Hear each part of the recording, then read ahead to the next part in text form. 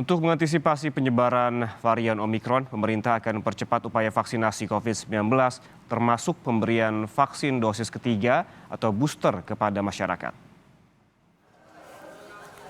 Menteri Kesehatan Budi Gunadi Sadikin mengatakan dengan pemberian vaksin booster kepada masyarakat diharapkan dapat mencegah penyebaran varian Omikron.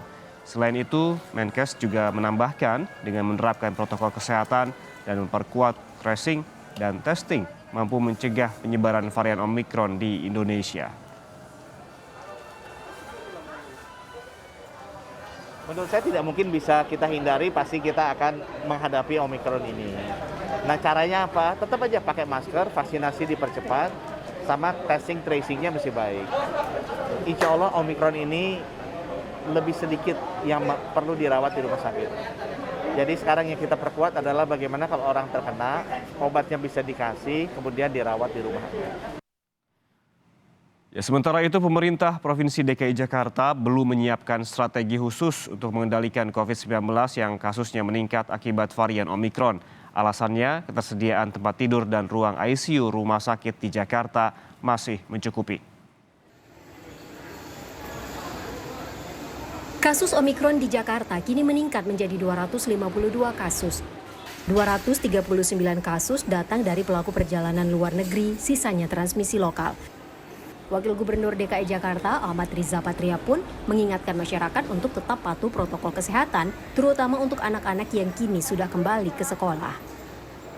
Dan alhamdulillah ya sesungguhnya di DKI Jakarta COVID cukup terkendali dengan baik.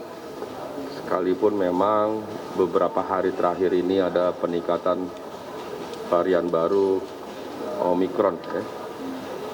Tapi kita bersyukur alhamdulillah tidak ada korban yang meninggal ya akibat varian baru Omikron di DKI Jakarta, dan harapan kita ke depan kasus ini bisa segera turun.